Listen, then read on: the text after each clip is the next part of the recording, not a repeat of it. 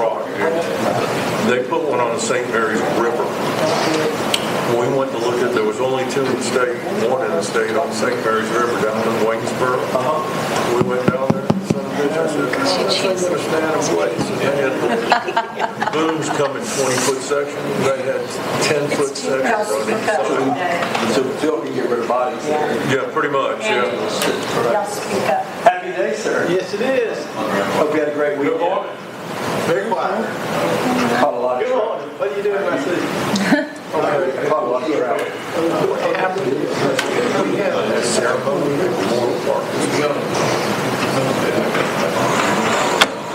Wilson posted like 30 pictures of Yeah, I saw it. and I'm going, nobody asked for a highway permit, nobody asked for nothing. They have the regular ceremony. Getting there. Well, the point was, we were told they weren't, because with construction equipment on. Maybe they just trust us. East And they'll just, Taylor Street, East Taylor Street's right here. We're redoing the spinning. Now, there wasn't a lot. We could have asked them to move it. No, it wasn't in the picture. This one's a little- I didn't know anything about it. We had a little. Where'd you go to Chesty River? Half of it's been Okay. When you cross Rock Creek Bridge, talking about just the private road and another private Would say it's Red Wiggle, you're not a lifer. I know, but the water tunnel is like somebody. houses right above the river. One stairwell. What'd you catch? All different trout. And John's one. Eat any? I said, I bought for his I go about that. Mark had his from them to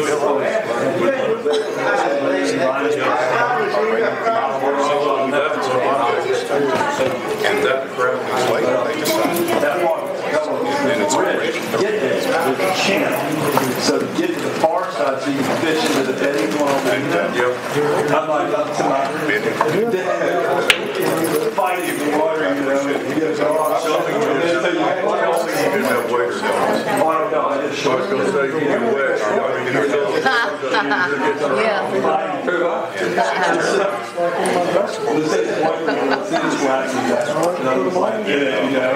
cigars hanging out of the mouth, submerged, get across it, goes back across, downstream, One day you're Yeah. just gonna grow up. so I'm just like, in the water. Marsh is right there with me. And he's like, everyone else is the same kind of. that's my dressing. So you got Well, yeah. Please don't. Yeah, I tell you what. Just don't think I like don't show basket. quite right. You ain't These show pants are Trump some too, because I haven't worn them since last budget. I know, you only wear that suit one time This a is year. my budget suit. You had a lot of flow up there. I don't know what I'm gonna do.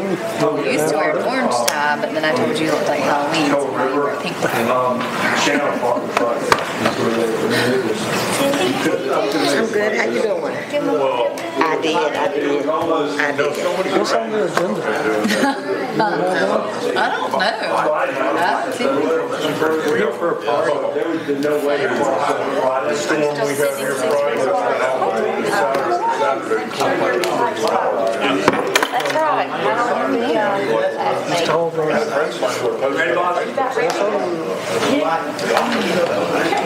Good morning. Good morning. Friend doing today? I'm good. How you doing?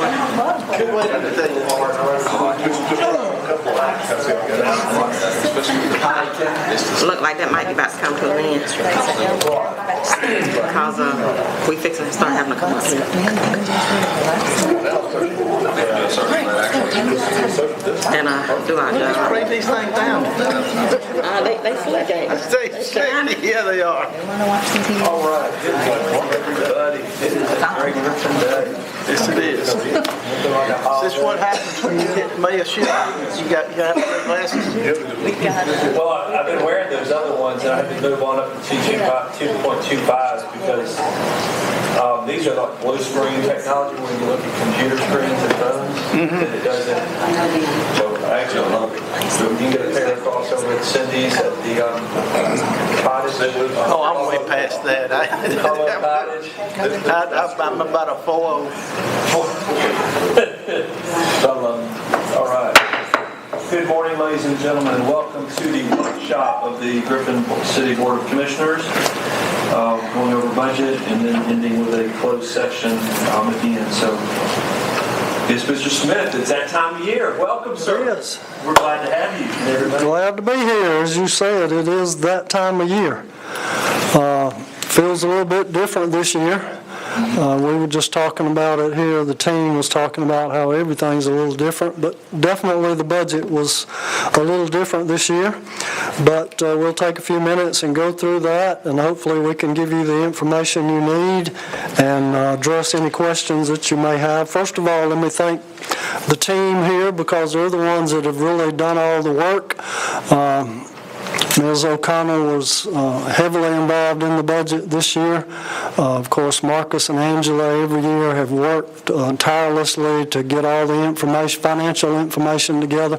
Let me just say that Angela Thompson is a saint for what she puts, saintess, a female saint is a saintess, or whatever, with what she puts up from Marcus.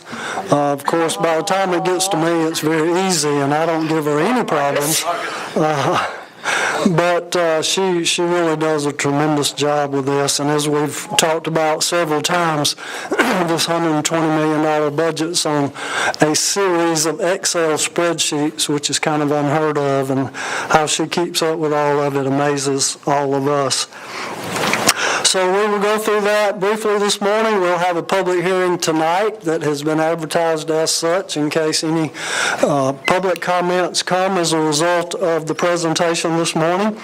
We'll have another public hearing at our next evening meeting on June the 9th, and depending on how the discussion goes this morning, we can either vote to approve the budget on June the 9th, or if there's further discussion based on this morning's presentation, then since GMA has been canceled at the end of the month, I assume we will have our normal fourth Tuesday meeting in June.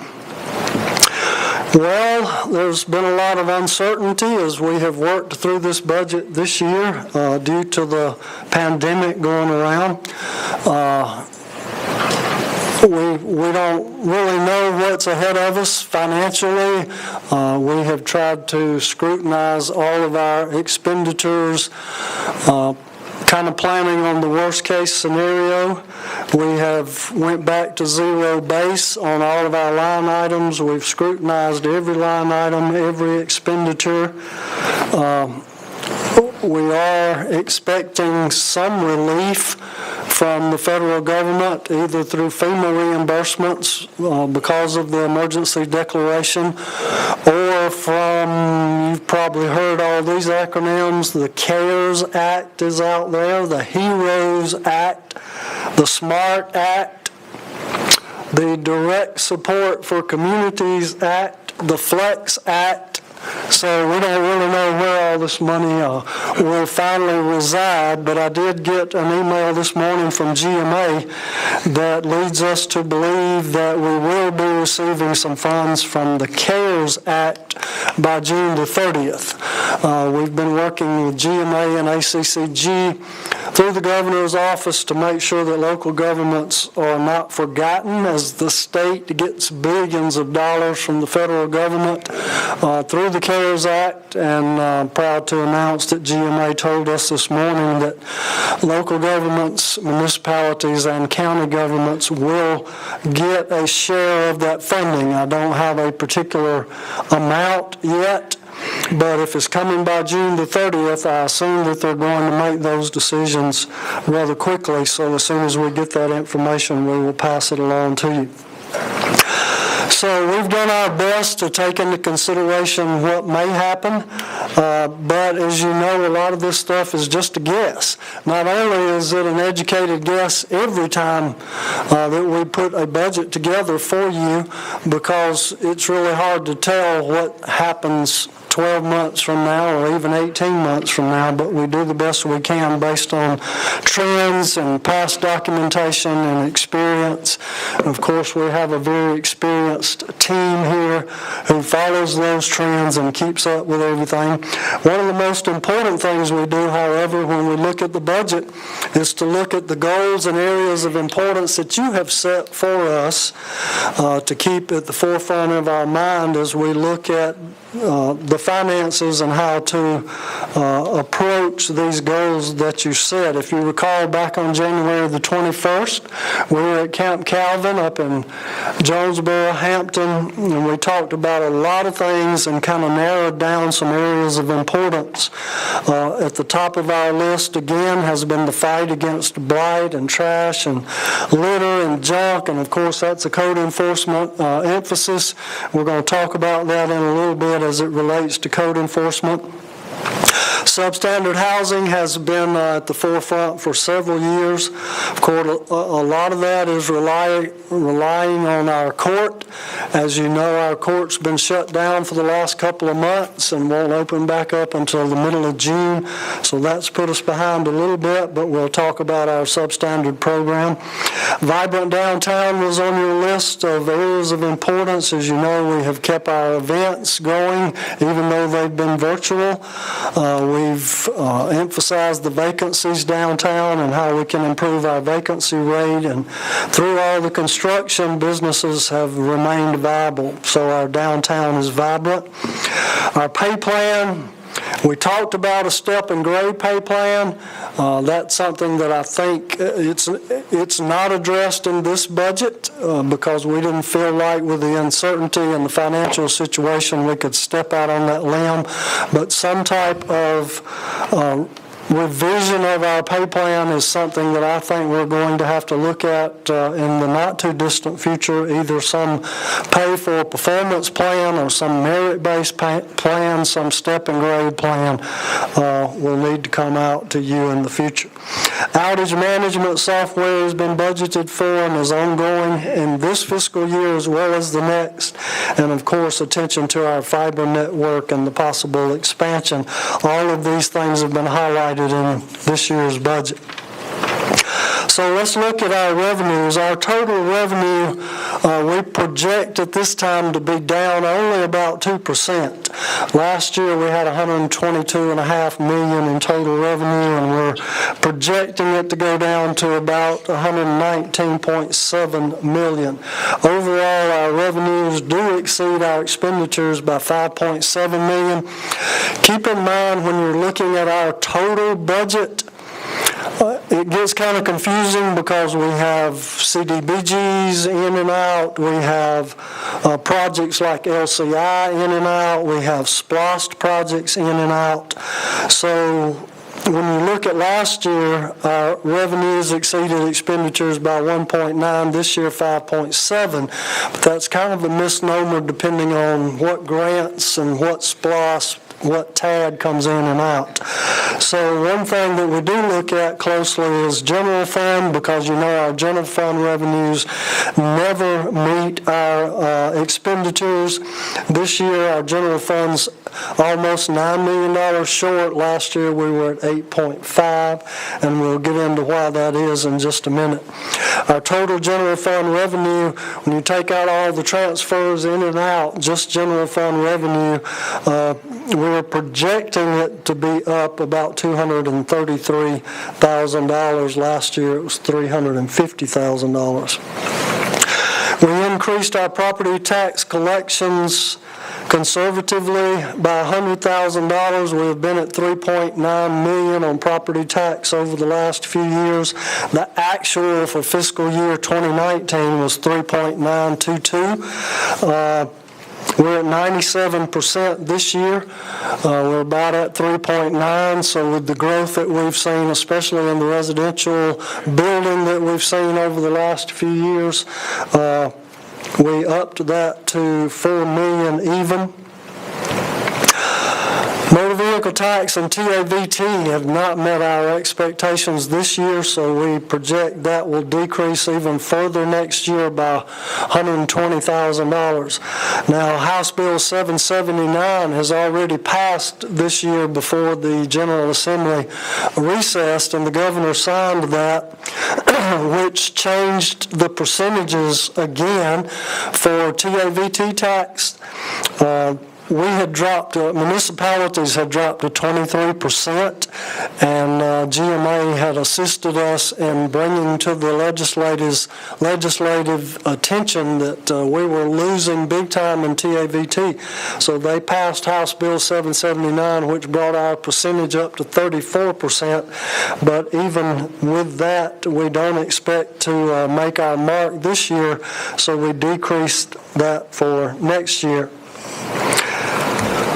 Lost, we increased it. That is one area that we have exceeded our projections.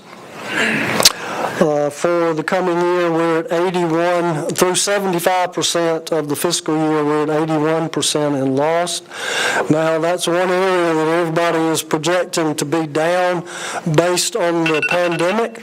However, we've seen our sales tax numbers hold steady so far. Now, they're always about a month to 2 months behind, so we could see those hurt us in the next couple of months, but we feel like the rebound is probably going to be quick when sales tax does come back after the beginning of the fiscal year.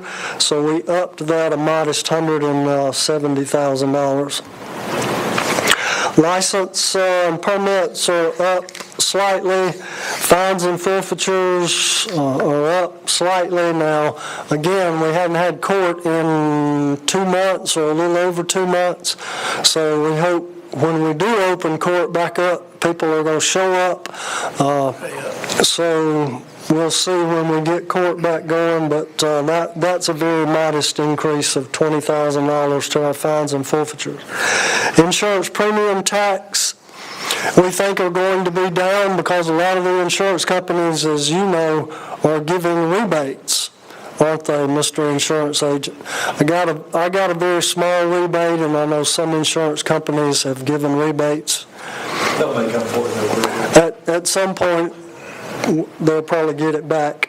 But we show that to be down a little bit. So once again, our total general fund revenue without transfers, our general fund expenses are up almost $637,000, and we will go through those general fund areas. So our total budget, all funds, this is everything. The revenues are down almost $3 million. And again, when you're talking about all funds, remember we've got LCIs in and out, SPLOST projects in and out, different grants. So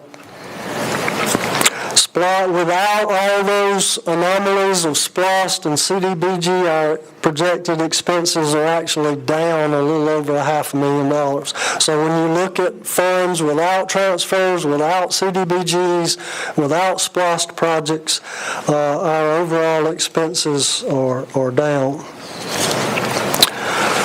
Capital this year, don't fall out of your chair. I'm going to go over this with you and talk to you about why that number is so high in just a minute.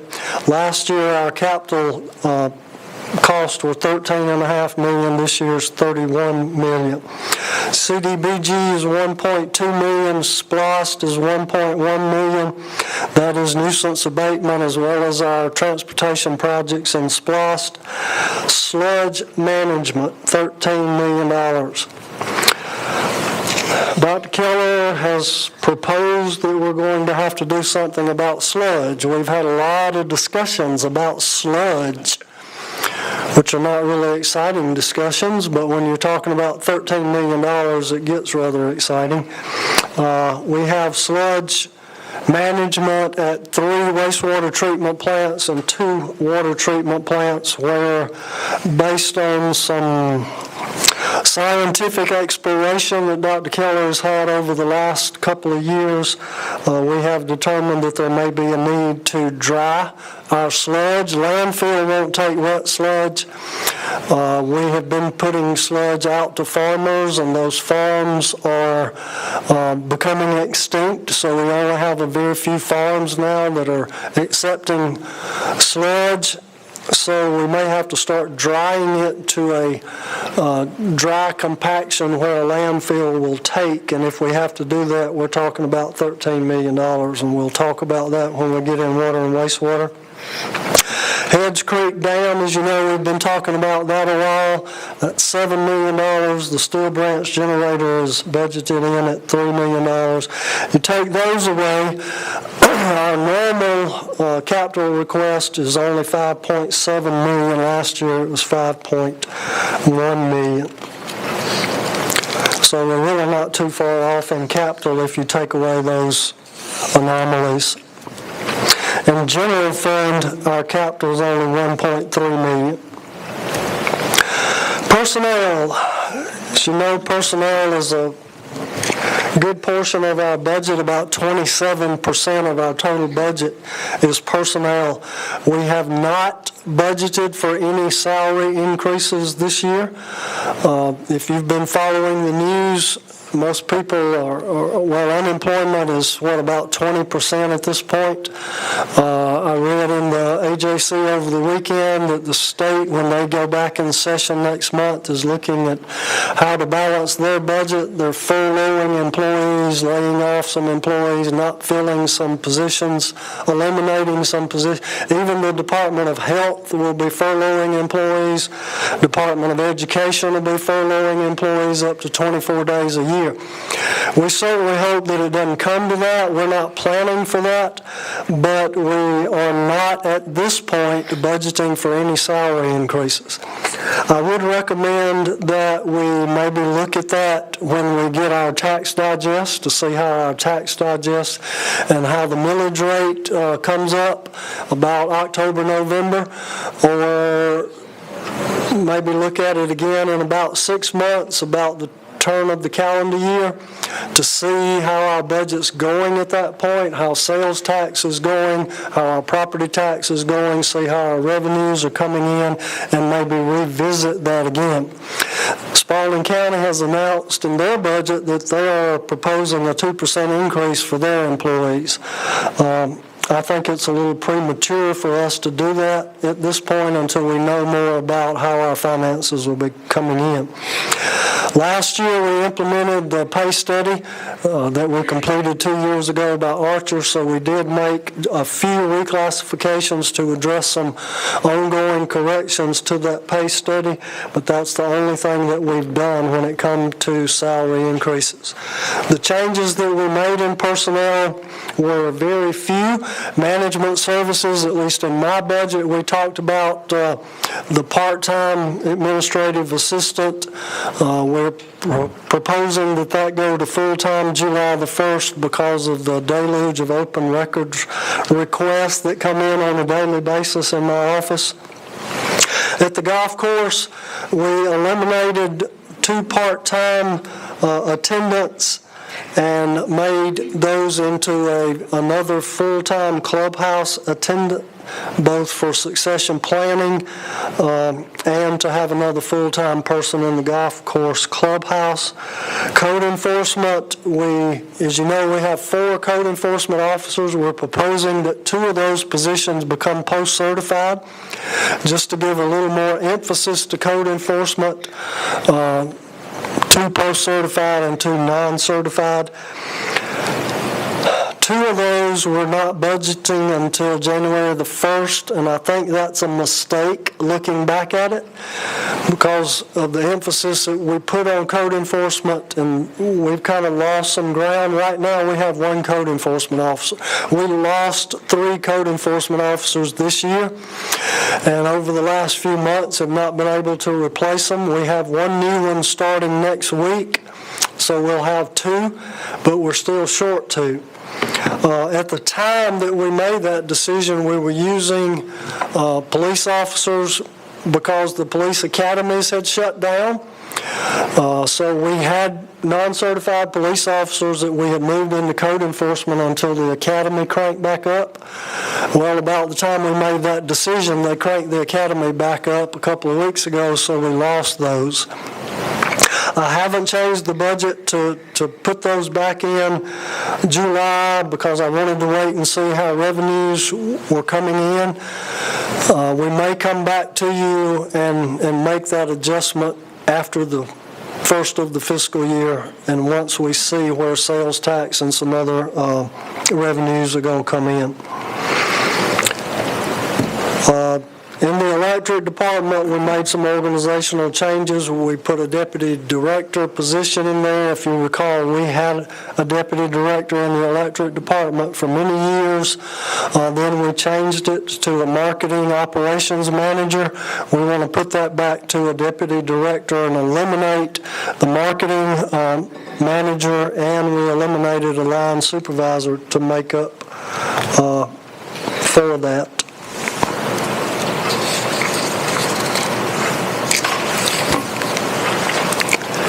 Another reason that we didn't increase salaries is because of insurance cost. We took a 10.3% increase in our health insurance this year, which is pretty significant. Our claims this past year in our health insurance were pretty high, which led to that 10% increase. We have not made any modifications to the insurance coverage. We've left it the same, but we are going to ask our employees to share in the cost of that increase this year. So essentially, the employees are going to take a cut in pay because they're going to pay more for their insurance and not get a raise. So they're going to see a little bit less in their check. We didn't feel like that we could absorb. We've absorbed health insurance increases since fiscal year 10. So for the last 10 years, every health insurance increase that has come up, and there have been some pretty significant ones over the years, the city has absorbed all of those increases, and the employees have not seen an increase. Now, we have made modifications in the plan over the last 10 years as those increases continued, but we haven't raised the amount that they paid for their insurance. So unfortunately, we felt like if the insurance is going to continue to increase based on claims, that the employees, unfortunately, are going to have to share in that. So the increase to us, to the city, this year is almost $250,000, even with the employees' contribution. So the way that we divided that up is on a percentage basis. The employees will pay the same percent that they have been paying. It'll just be on a higher premium. So I have you a couple of examples here. This is employee-only coverage. An example, we have 169 of our 400 employees that are on single coverage. So as an example, this past year, if we had an employee named Leroy, and he had single-only coverage, he would pay $50.02 a pay period, and the city would pay $208.31. So Leroy paid 19.4 of his total premium. Less than 20% of the total premium is paid by the employee. The city paid over 80% of the total premium.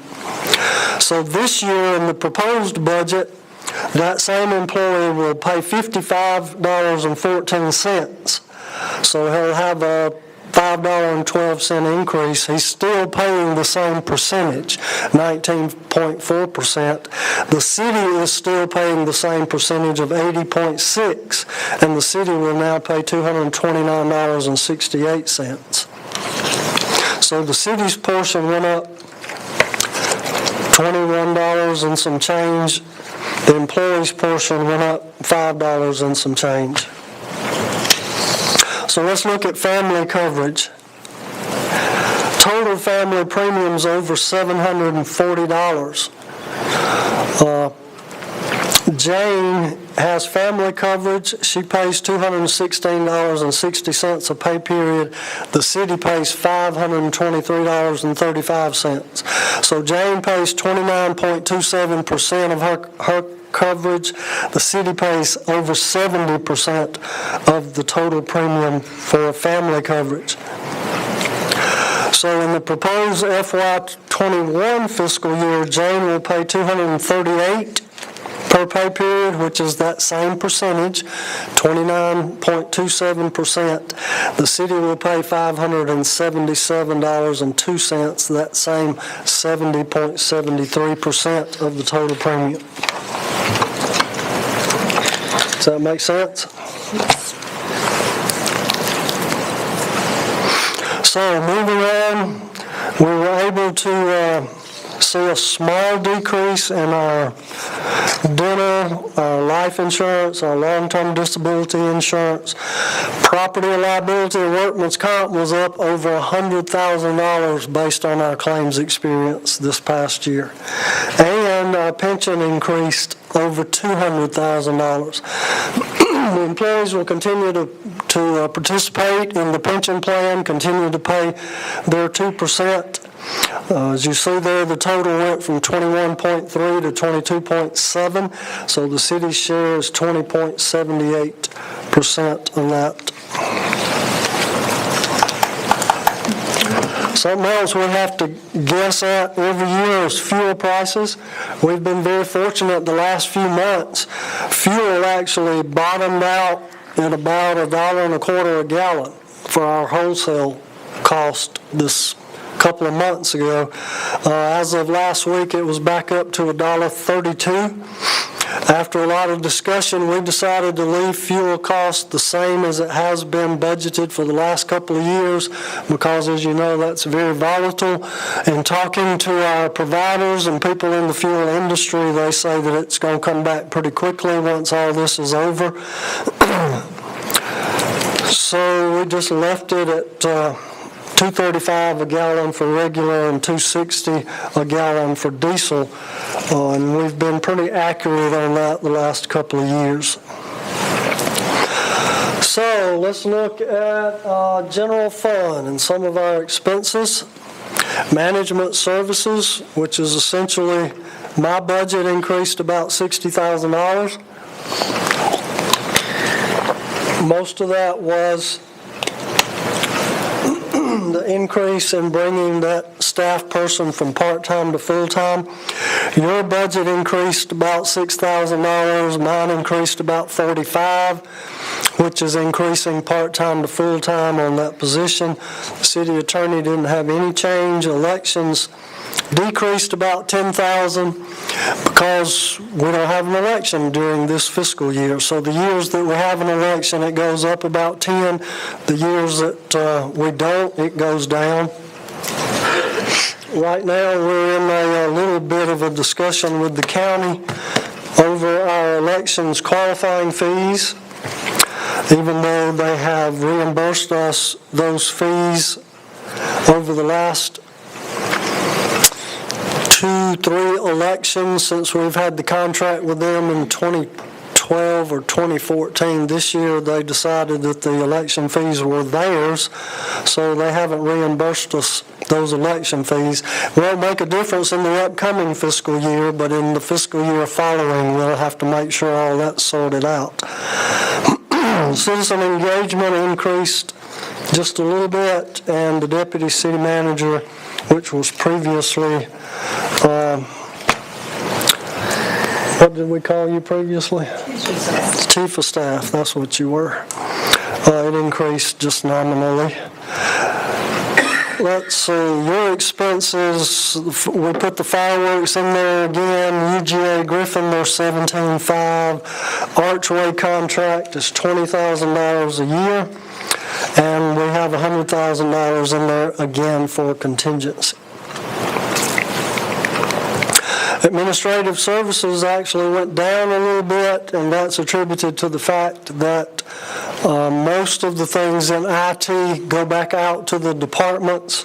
I think last year, and we've gone back and forth on that a couple of years. Last year, IT had most of the department's expense in their budget. This year, we allocated that back out to the departments. They do have replacement costs for storage area network in there at $220,000. Central Services has facilities. Their expenses decreased a little over $100,000 because last year we had some work on the parking deck. We had an inspection done and some repairs that we don't have next year. The Welcome Center operates at about $70,000. Archives makes up about $35,000 of that, and as you know, the city and county split the cost on the archives. So that leaves about $36,000 in general fund for the Welcome Center operation. Let's talk about public safety, which saw a pretty significant increase, again, because a lot of that's personnel related. Police department total expense increased over $250,000. Vehicle replacement, we have $350,000. We're only replacing 10 cars. In past years, we've done 14 to 16. We cut that back this year based on our revenue projections, so we're replacing 8 patrol cars and 2 CID cars. We're having to replace some 800 megahertz radios, about 17 of them. Body-worn camera maintenance, body armor replacement. It's also budgeted in police. We're proposing 4 license plate readers. As you know, you approved at our last meeting for some license plate readers and that contract, so we're proposing to add 4 more at a cost of $8,000. Replace some radar units, SWAT gear, tasers. Most of this is just maintenance items and replacement items. Inmate custody, pretty expensive proposition. We may be saving a little bit on that right now because they're not taking many people in the jail. But once that goes back to normal operations, and once we start doubling up on court to make up for the time that we haven't been in court, we suspect that cost for housing inmates at the county jail is going to go up. Fire department expense increased $263,000. We've got to replace some of their breathing apparatus. That's a total replacement, $196,000. The good news is the fire department facilities and their equipment's in pretty good shape now. Most of their equipment is new and in good shape, and they should be in good shape for the next couple of years. Public Works increased $326,000. Our LMIG match comes out of SPLOST. A lot of our transportation improvements come out of SPLOST. A street sweeper is budgeted in Public Works, and 3 pickup trucks need to be replaced in Public Works. The sign shop didn't have any capital in next year's budget. Their budget actually went down slightly. The pool, we only budgeted $5,000, which is insurance cost and utilities.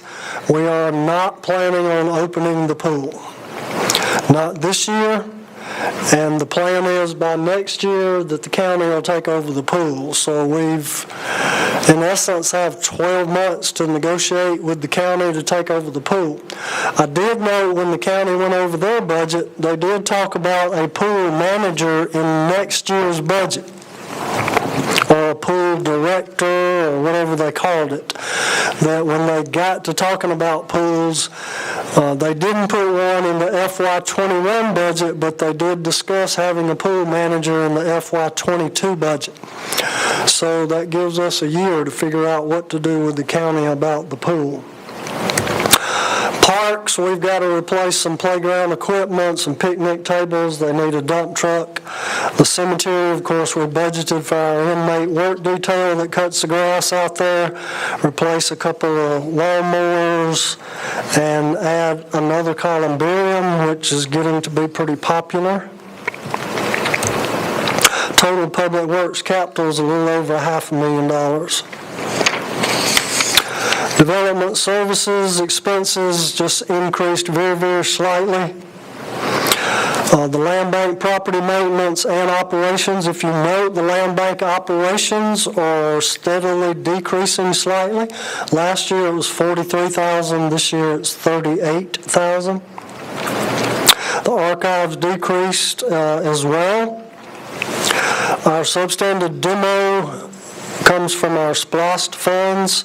Our CDBG application fees are in development services. We talked about code enforcement. Our building inspections increased a little bit as well. Economic development decreased. Last year, economic development in historic City Hall was an educated guess. Luckily, we guessed a little high, so we were able to come down a little bit. Now we know what those utilities are pretty consistently there, and we bought several pieces of equipment for the new building last year that we don't need. So we were able to save a little bit there. We did very conservatively estimate only $12,000 for revenue for rental of the historic City Hall. Of course, there haven't been any rentals down there the last couple of months, but once everything is lifted and people go back to congregating again, we feel like there will be that will be a popular place for people to rent. We should go over the $12,000 mark. So let's look at enterprise funds, starting with wastewater. Wastewater revenue increased.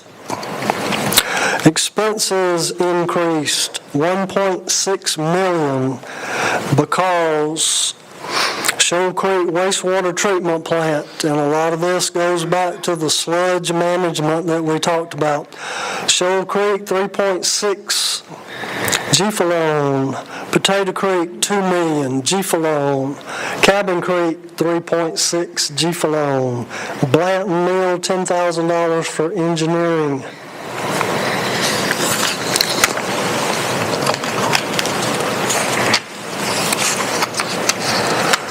Lift stations increased slightly, wastewater collections increased, total capital in wastewater $9 million. G-Falones.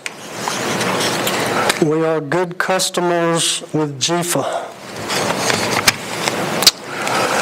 Water revenue increased almost $1.3 million. It went up about 8%. Residential increased, commercial increased, industrial, institutional increased. Wholesale went up a pretty good bit. Spalding County, basically because of usage. Coweta went up because they had a contractual rate increase. So that helped out in the water department with the wholesale revenue. Water expenses increased $1.6 million. Steel Branch actually went down. We have the generator there, which is $3 million. The GFA note will only be $2.25 million because we got $750 relieved from that note. Sludge management at Steel Branch, $1.875 GFA note. So on that sludge management, that's the 1.875, that's paid towards the $7 million. Say that one more time. 1.875 sludge management there. Is that the payment on the $7 million loan? No, sir. I'm sorry. That's an additional. 13. That's part of the $13 million overall sludge management program. So that's our 1.8 is allocated to Steel Branch. Okay, gotcha. You follow me? I gotcha. Because the others are in the different. There's your wastewater plants. 3 wastewater plants and 2 water plants. or proposed to have sludge management. And there's Harry Simmons. The dam repairs in Harry Simmons, $7 million GFA note, sludge management, and then a couple of maintenance issues there.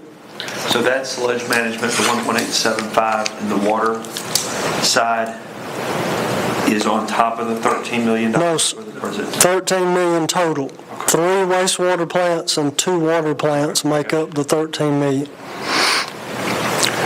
Wastewater has sludge, water has sludge. Everybody has sludge. All God's children have sludge. Water distribution increased a little bit, renewals and extensions. We've got to replace an extender hose. Meter division. So then we look at debt. Okay, we have water wastewater debt service, $6.6 million, property and interest. Our reservoir bonds, as you know, the total of that bond is $59 million. So the reservoir bonds, we pay about $4.5 million. 2.9 principal, 1.6 interest. Flint River Pump Station, we have a GFA note. The payment's $319,000, $269 principal, $50 in interest.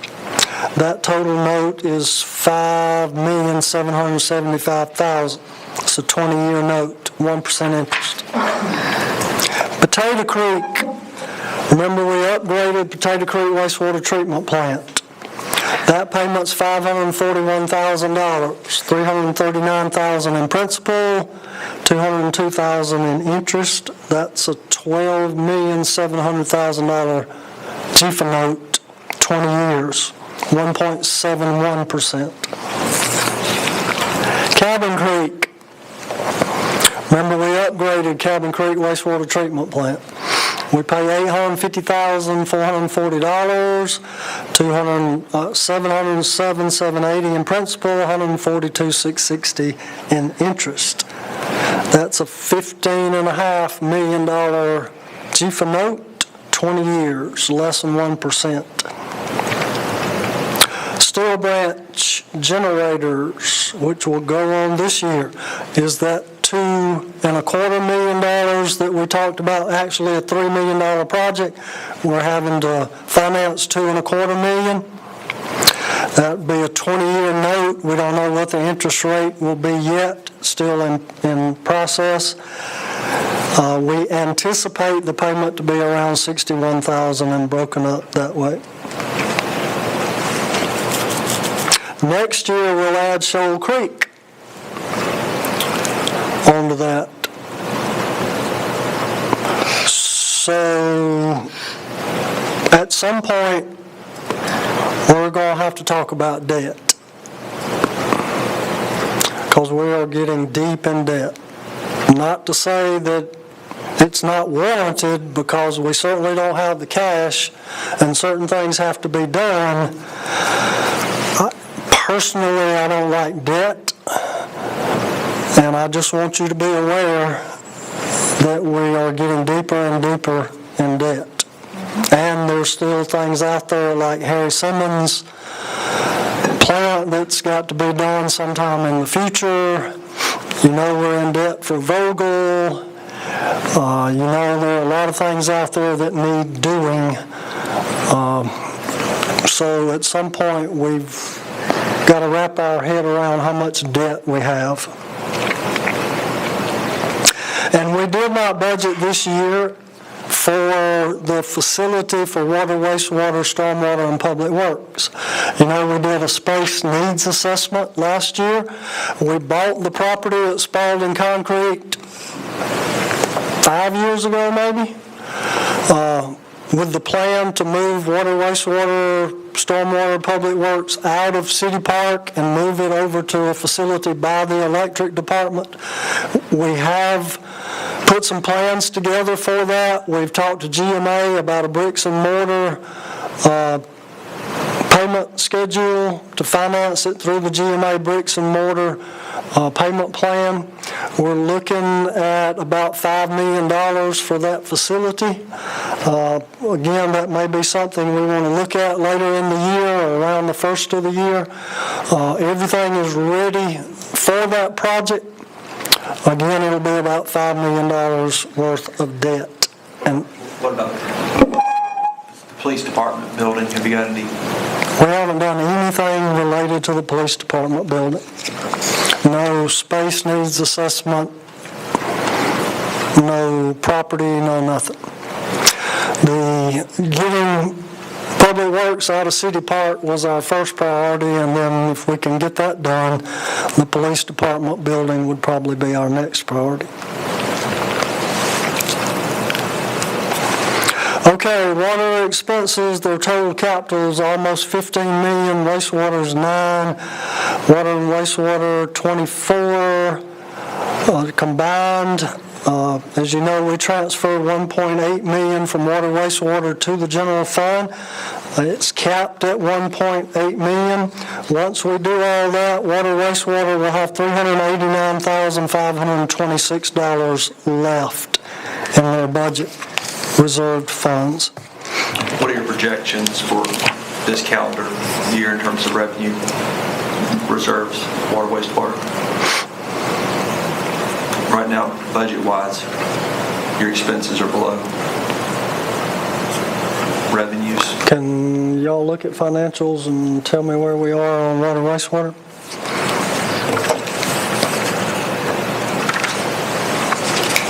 I would add to that, the revenue side is easy to project. What's difficult to project is the economic effect of current unemployment conditions and future trends between rents, utility payments, and everything else. So can the people continue to pay come August, September, October? That is a cash question that is difficult for everyone to answer. Well, my question is, what was our reserves for water, wastewater fund projected for 2020 calendar year this year? And is it, just give a relevance, usually you have your comparison, what is our thought for this year, what it's going to be? We're at 83% of the year through April. Their collections are 83.96%. So collections are right on target. From an expense standpoint,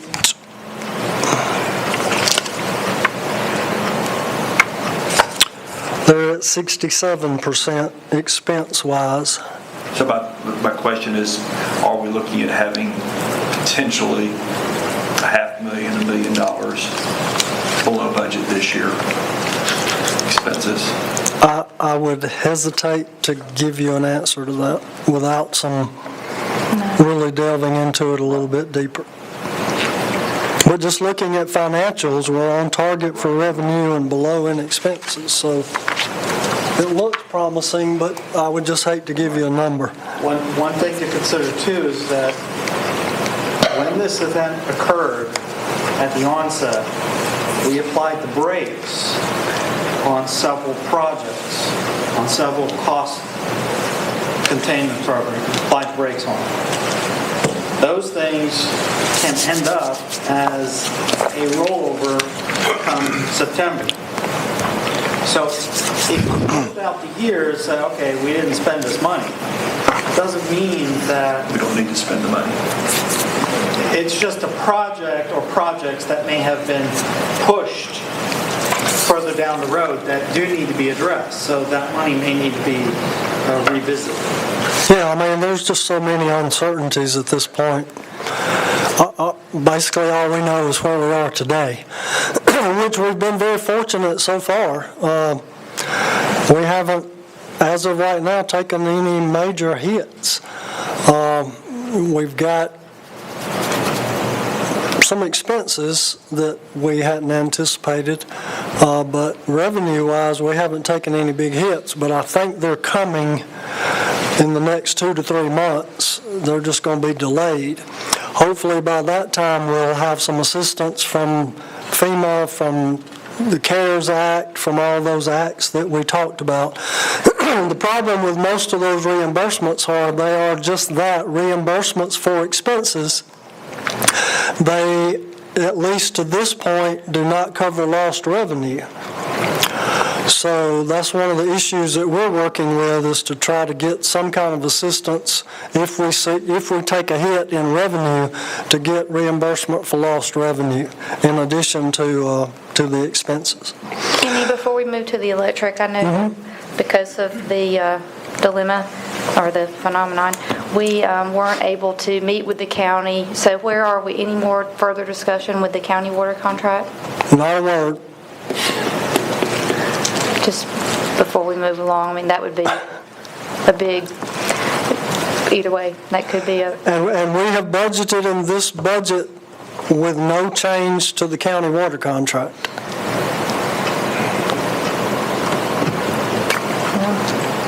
That's kind of our stance, and our proposal is we will propose to just renew the current contract for some specified period of time.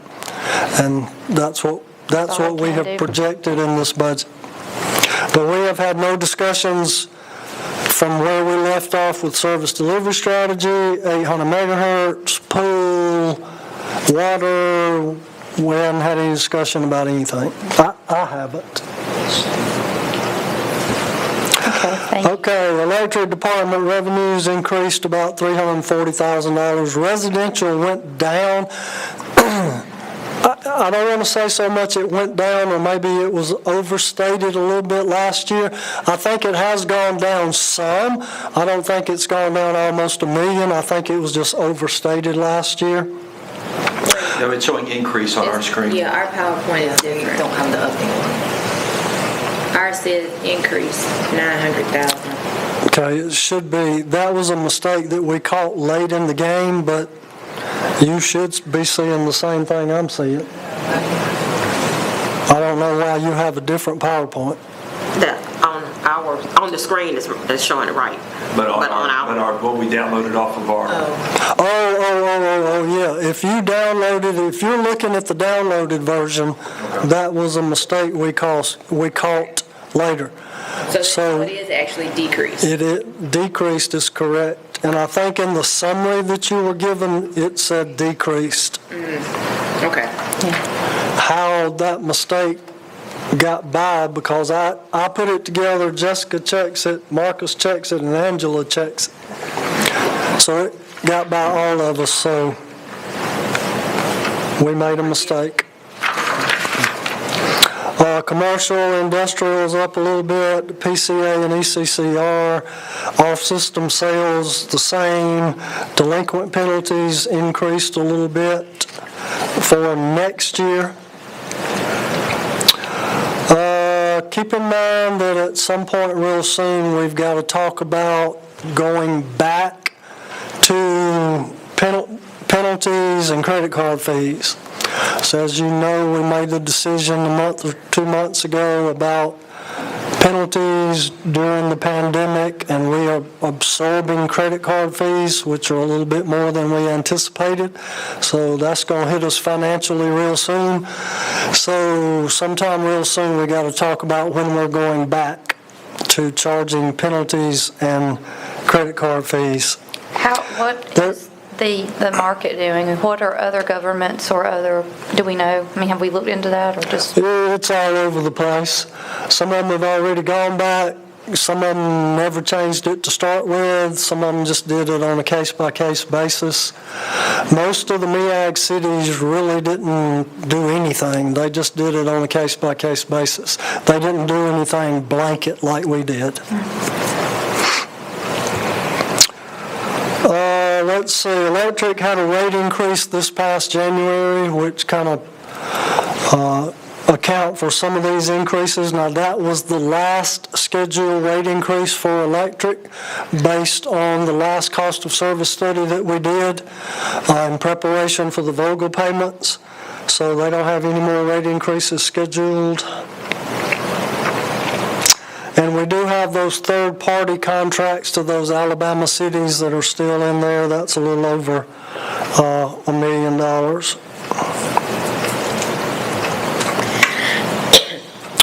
The electric department expenses decreased mainly because wholesale power purchases decreased. MEAG, when they gave us their projection, they've seen about a 3% decrease in wholesale power for several reasons. They refinanced some debt. They made some changes internally, administratively, and in their general budget, which gave us a break.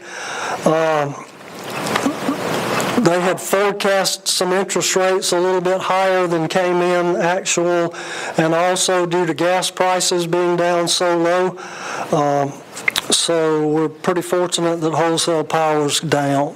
They also mentioned generation, water power plant generation. I think I saw in one report was significantly the SEPA. SEPA was down. But it didn't matter what they're generating power plant wise for the water dams is low cost energy. So that's helped us out. Expenses, line maintenance, these are just normal maintenance issues that the electric department has every year. We got to replace a truck, security lighting, new customer construction, got to replace a bucket truck, switching anytime we have to relocate downtown. So their total capital is 2.8. Last year it was 2.1. Remember, we do budget $832,000 a year for a contract crew because we're so short of manpower. We also added another $75,000 in their overtime because of manpower shortages. In our personnel adjustments, we did add in a classification for a journeyman lineman, which gives them the ability to increase their pay 5% once they meet certain guidelines to be a journeyman, in hopes of stopping the bleeding on losing linemen and hopefully being able to recruit linemen, which we haven't been very successful at this past year. We have got to do something about recruiting and retaining electric linemen. This $832,000 a year is killing us to pay a contractor. In addition to the $575,000 we pay for a tree crew contractor, and the overtime that we're paying, it's killing us. Do you still foresee that we will have so many issues with that, though, with the pandemic and other markets furloughing and so forth? I mean, we seem to lose our staff to surrounding areas and private sector. I mean, do you think that we might see a change in that this year with? I kind of see it in some of the other areas. I don't know that it's going to impact electric. I think that the electric is kind of a phenomenon where retirements have taken a toll. Young people not going in that field. So I think the total field has shrunken to the point that Georgia Power and contractors, they're just paying them ungodly amounts of money. They're paying them $70, $80 an hour. Right. Where we're paying $35 and $40 an hour. And we just can't compete with that. So because the pool is so small, it's just a bidding war. So, we've worked hard. Jennifer and her staff have worked with Jessica, and, we're doing everything we can do to try to attract. But it's hard for these guys to turn down $70 an hour. Now, the difference is they're on the road. Right. You go to work for Georgia Power at $70, $80 an hour. You may be in Eccles County living in a camper. Right. And we don't send our work crews anywhere else. No, and our state, unless there's a storm somewhere that we do aid. So the advantage is they're at home. Versus the same thing with a contractor. You may be living in a camper in Podunk, but $70, $80 an hour is pretty green grass on the other side. It's true. Thank you. Their total capital is $2.8 million. The transfer from electric this year is 8.8. Last year it was 8.3. This year we're proposing to transfer 15.7% from the electric department to the general fund. Several years ago we capped the transfer from the electric department at 15%. And over the last several years, we've only transferred 15%. This year, because of some of the proposed reductions in the general fund, we had a gap of almost $400,000. So rather than cutting deeper, which would eliminate some services or lay off some employees, we chose to take an extra $441,000 from the electric transfer, and that made it 15.7% instead of the 15%. Again, that may be something we want to look at mid-year to see if that's warranted or not. But right now, that's the only way we know to meet that shortfall. I think the shortfall is actually $390,000, not $441,000.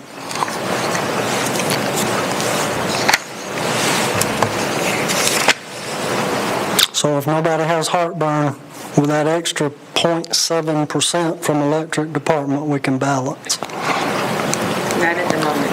If you had to do it, you had to do it. Electric fund capital 2.8, the transfer we talked about, that's still going to leave them about $1.4 million, which is a good thing because we still haven't got firm figures on Vogel yet. So we've been hoarding all the money in the electric department to pay down the Vogel debt. So certainly, if we're able to reserve that $1.4 million, that'll certainly be a good thing as we start getting numbers on Vogel. When do they go online again? Jennifer, have you heard the latest? Where's Jennifer? Who knows? Next year, maybe? Next year, maybe, for 3. And then supposedly 21 for 3 and 22 for 4. But when they do, that's changed those quite. revenues, that will pad or trickle back down to the... We'll have to start making payments on that debt when they go live. Mm-hmm. So you'll probably see that hit in next fiscal year's budget. Mm-hmm.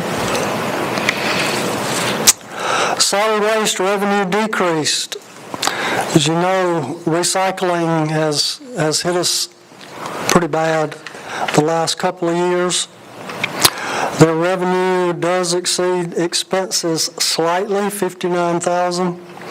Residential went up a little bit, commercial not, yard waste, transfer stations going down, roll-off fees increased, landfills going down, and again, we budgeted nothing for recycling. We're just trying to meet the Sunoco contract on recycling. We're certainly not making anything off of recycling. Are we bringing in enough to cover the costs of the security detail for the inmates on the sort line and stuff? I mean, we're covering it, but that's why we're not making anything. They need a roll-off truck, some added dumpsters. We buy carts about every year. Their total capital is only $198,000. Last year it was $460,000. They're reserving $77,000 for hiccups, and we're not taking any of that in general fund. Normally we split their reserve 50-50. We're just leaving it all in solid waste because it only takes one piece of equipment to break down in solid waste, and that's gone. On the landfill fee decrease of $219, that's our C&D landfill? Yes, sir. That's what we take in. Airport, total revenues of about $1.5 million. That includes transfer. Their operating revenues, $589. Spalding County operations will pay us $96. Spalding County debt service, this budget year is $338, and of course, based on that contract, they owe us for the first 3 years, I think, which is $31,000 that they're paying us back. We transfer back out from the general fund to the airport $96,000. So we pay $96 out of our general fund to the airport. The county pays $96. To refresh us, we originally borrowed, I think, $7 million or so. We had a $7 million bond, yes, sir. And so the payments on, that's the payment for that, correct? The 369? If you'll hold on just a minute, I'm gonna get, no, that's okay. I'm gonna get to that. Their expenses a little over $1 million. They've got to replace a fuel cell. That's split city and county. New debt service on the airport. That's our portion, is $338,245 principal, $93 in interest. But I'm going to go through the whole thing with you. Principal and interest total is $676. So if you recall, we paid 100% from January 16 through January 18. So the county's paying us that back. And the amortization shows the county pays $15,512 on July 1st and January 1st, which is that $31,000 that they owe us for us covering those costs. And that final payment is January of 2030. Does that answer your question, Mr. Holberg? Mm-hmm. I have a question Yes, ma'am. regarding the revenues. Was that up there? Airport revenue? Yeah. How do we do, I know the fuel, but what about jet fuel, or what the price on that? How are revenues with that during this time? It's been down. It's been down.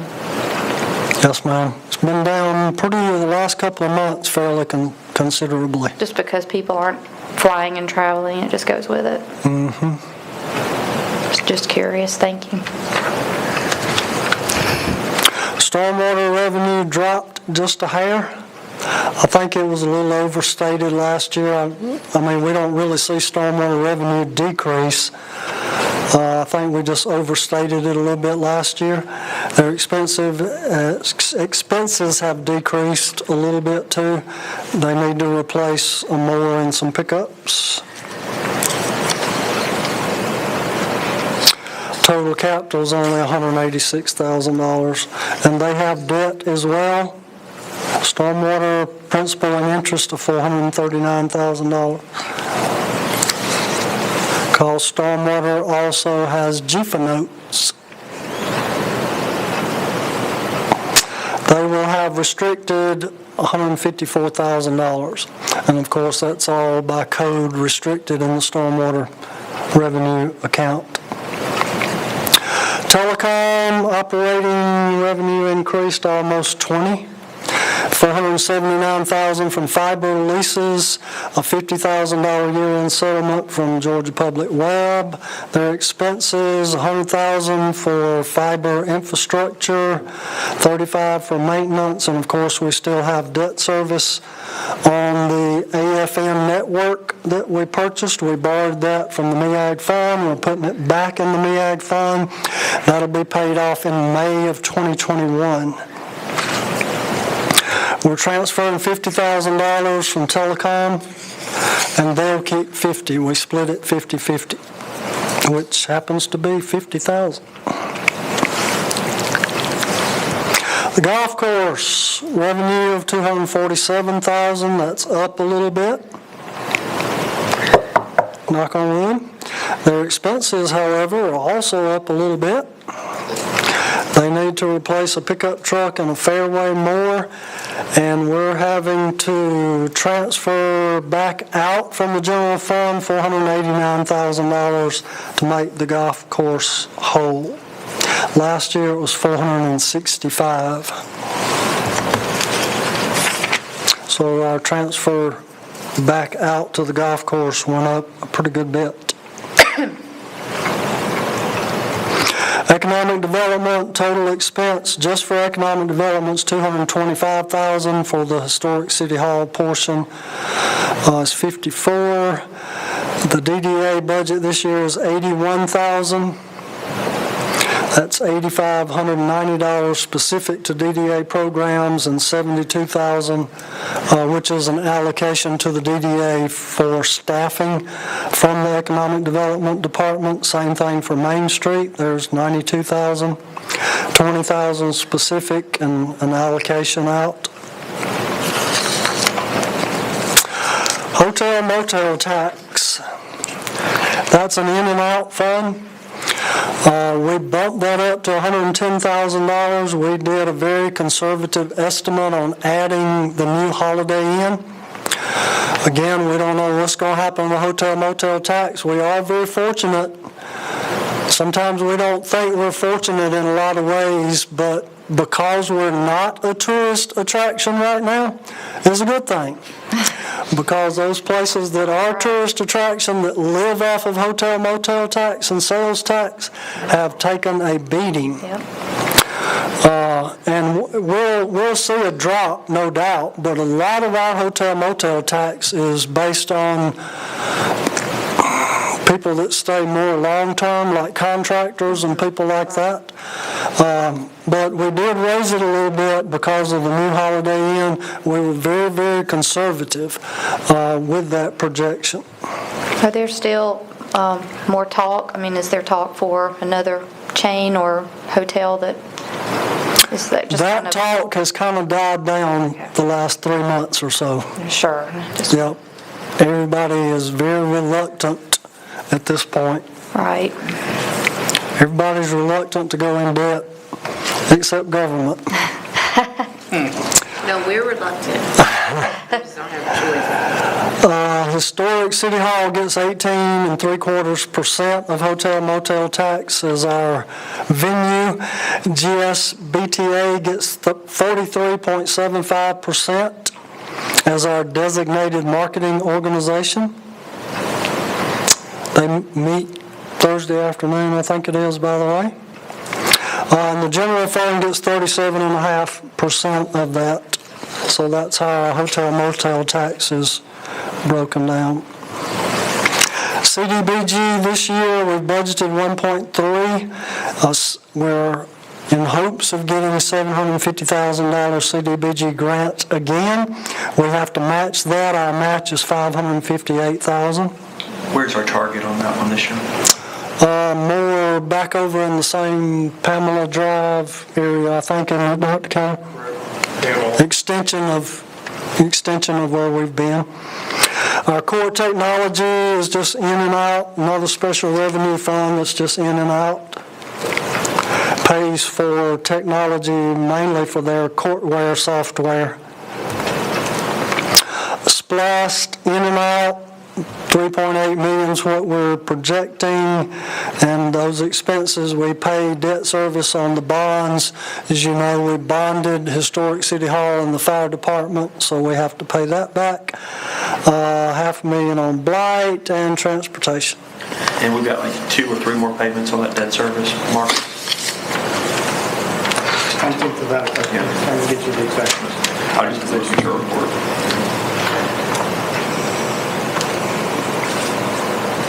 Two or three more payments on the bonds? On that debt service, the bonds, Six, that was for the fire truck and for the payoff of City Hall. his city hall and all that. Right. But those bonds went out for several years. No, it's only for 6 years. 6 years? Okay. So that's, And the county says they're calling for the next SPLOST 2000 this coming November, or is it 2021? July of 2022, we just, was the last payment. The last payment's July 2022. So they're talking about doing the next SPLOST July 21, or November of 21. Okay. So that's the whole thing in a nutshell. Again, I want to thank Marcus and Angela and Jessica for the work, and all the department directors, because we went back to the department directors several times during this budget process because things were changing constantly as we went through the process. We start this process with the department directors in December, trying to project what's going to happen 7, 8 months, 12 months, 18 months out, and then we really get into it in February, March, and April. And of course, all the changes started happening about that time. So we went back several times. I appreciate the patience of the department directors as we went back and forth trying to figure out and make some educated guess and some assumptions on what might happen next year. So everybody's been very patient. They've been involved. A lot of hard work went into these projections. And I want to emphasize again that maybe when we look at our property tax, our digest, see where that comes in, we might want to look at it again. Certainly no later than the first of the year. We want to take another look and see what's happened over the last few months. I think there are a couple of things that we need to think about for the very near future. I think that when we get that tax digest, we've really got to look at, for the future, how we're going to solidify our digest. We've got to have an improved and solid tax base. We've talked about it for the last 15 years about improving our tax base, and it seems like when we get that digest every year, we're really not seeing any growth. So we've really got to work on growth in our digest. I think in the near future, we've really got to look at our pay plan. Yes. And make some changes for some type of step and grade, some type of merit system. We hire people in, but they can't see down the road. I mean, it seems like every year, either they get an across-the-board raise or they don't get anything or their insurance goes up. They can't see their future in our pay grade system. They don't see a step and grade, or they don't see a merit system, or even a pay for performance. If I come in and do excellent work, am I going to get a reward for it? And I think that's part of the reason that we're having difficulty retaining some of our employees. Did the county implement a plan, or do they have anything comparable? Or I think they have a step and grade system, or some type of seniority system or something. I'm not too familiar with it. And then I think the last thing that you know that we talk about ad nauseum that we've really got to focus on, and that's cleaning up this place. yeah. We've lost a lot of ground over the last few months where we've been short code enforcement.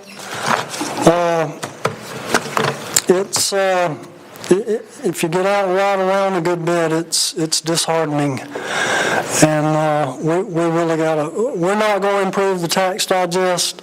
We're not going to attract people, employees and visitors and residents if we don't clean this place up. So we've really got to emphasize that. Did we during this time, I know we were more lenient across the board with utilities, and were we also lenient in the codes that, enforcing that? And does that make sense? We really haven't been lenient. We just haven't had any code enforcement officers to do it.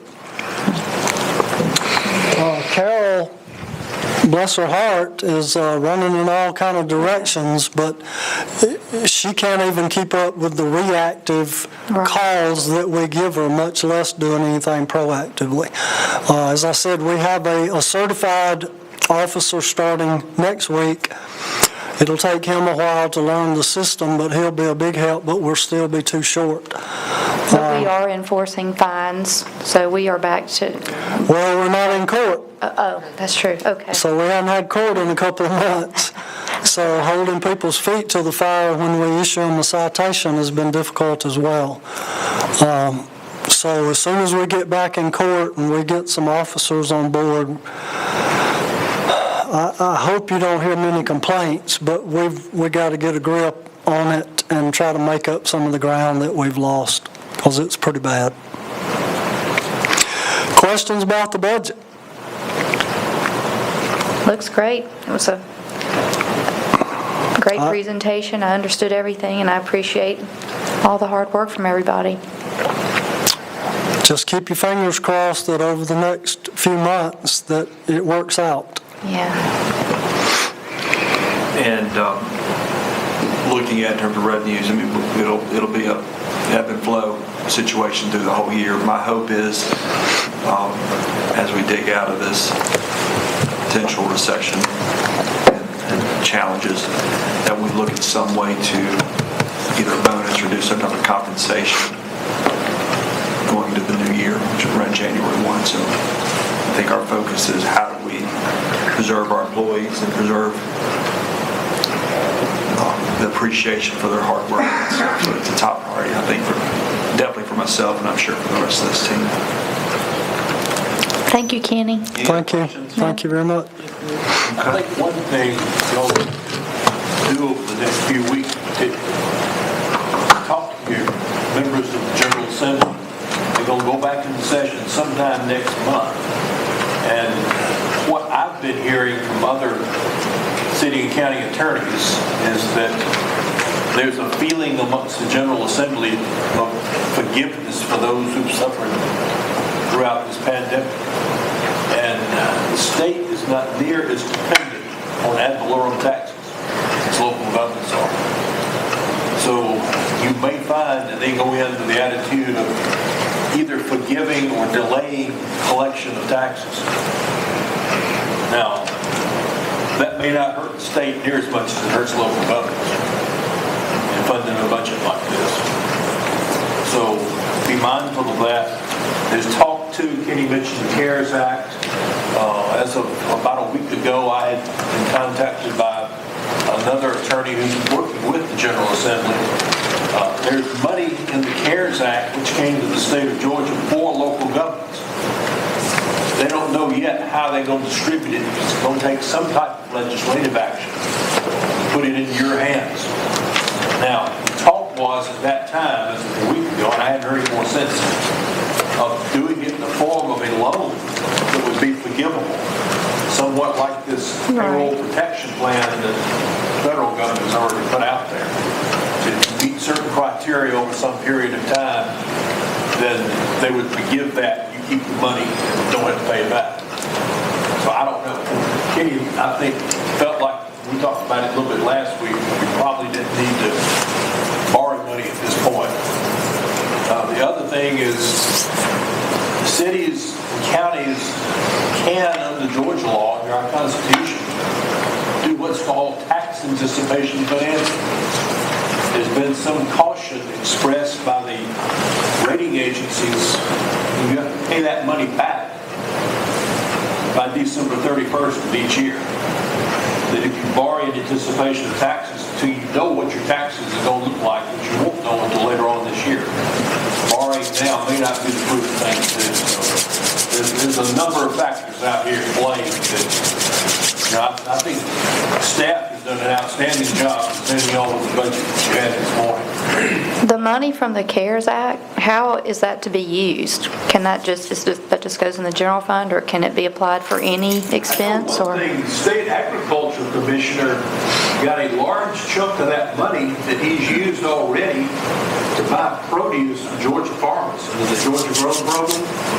And they started last weekend, agriculture employees are boxing up fresh produce and having these what they call pop-up farmers markets around the state and selling that for like $20 a box.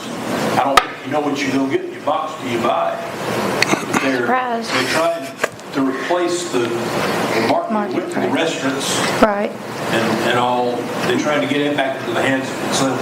So, you know, I don't know how the rest of it's being applied by the state. The state got a huge, what was it, $8 billion? Is that right? There's so many different acts out there and proposals till it's hard to keep up with. We received word from GMA this morning that the CARES Act is funding cities and counties, all Georgia cities and counties. We don't know how much.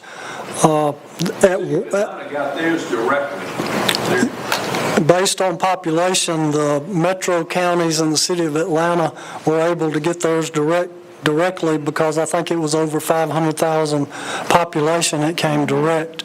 And we were worried that smaller cities and counties were not going to get any.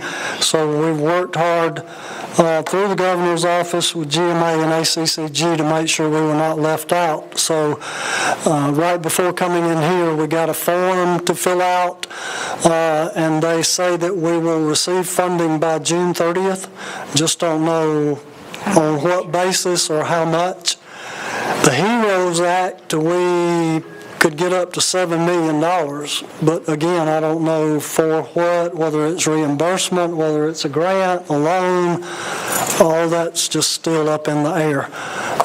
But all those things will certainly help along the way as we, in a few months, look at this again. Okay. Thank you. Thank you, Drew. All right, so our final business today is consider executive session pursuant to OCGA Section 50(14)(b), 3B, 1B, for the purpose of authorizing negotiation to purchase, dispose of, or lease property. Do we have a motion to go into executive session? I make a motion. Ms. Ward with motion, Second. Mrs. Murray with a second. All in favor, Meeting on the please rise. 3rd with the water authority at 10:30. Great.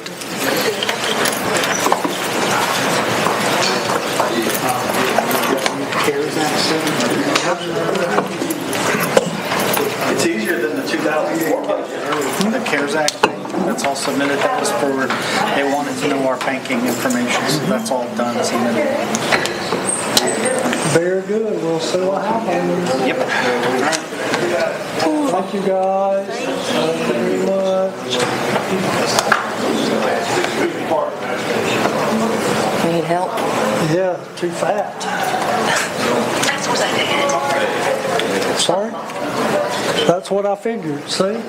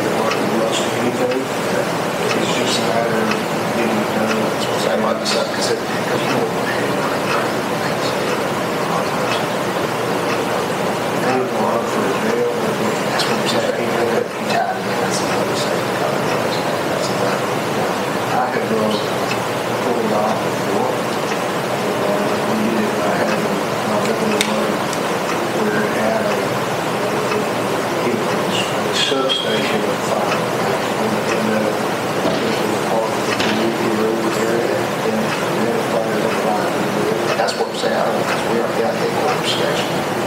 It's really just, it's our part, it's a small part of it. So actually around, that red door parking lot somewhere in there, so that's, we're flexible. I'm just saying, for as far as work, because it has to kind of fit, it has to fit in our territory. At least close, somewhat close. But that's close enough. Well, I did a special needs on it, and we need about yeah, I figured y'all did a lot. And but the good thing about it is you can basically do a lot of what we need is just storage. Yeah, just space, just rooms. Storage and office is cheap. You can do a metal, basically a store ready metal building with a brick facade on it. Right. And like an electric apartment, and it looks good. And that's doable. We're talking about $7.5 million. That's what I was thinking. When all said and done, it is $7 to $10 million project, but maybe a way that we'll take 7 just on our side, and that's $190 million. See, our side wouldn't be that much. Basically, if we could emulate what we have in Station 3 right now, that's all we're going to have. So, But that might be something. That's about the only way we're ever gonna say. I know, and that's why I'm thinking is like get Chief Hamilton on it, because that would help y'all, 'cause I know, man, that place is bad. Well, we could almost finance one before we put it in the maintenance. Because we're spending $50,000, $60,000, $70,000 a year just trying to keep that functioning. Keep it from falling apart, And then right? when you figure out the utility bills on it, and then it's So if it's, we're talking about, we can take the loan now and build one. If they were saying, 21, they were looking at, I think that's it. so they'll kick that can down the road until somebody makes it.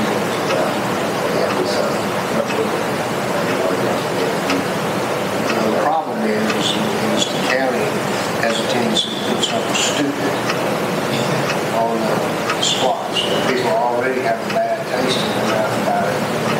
And when they get it going, when they put a, for lack of a better example, another pickleball on it, it sinks in it. It's actually good. But it's not a good look. It's not, it's the way it was delivered, I think, probably has more. So, but yeah, that's, I'll mention that to Chief Hamilton or something. Yeah, I'm fine. I mean, I've already run that exercise, already talked to them about it, already calculated the square footage and the numbers, and even some basic design stuff, all with the idea of putting a playground adjacent to it, pocket park, along with at least a sub-fire station, if not replacing it on the other hand. The only other option would be to put us in one of the fire stations that you want to vacate. Put a new fire station on the splosh, along with the funds to modify one of the existing ones to meet our needs, which is going to cost you more than this. With that building, gosh, what are you looking at? You get $3 million. If not more, $4 million. Plus your landmark. Right. So we got to have parking too. Can't say anymore. So, just thoughts. All right, Chief, we'll see you.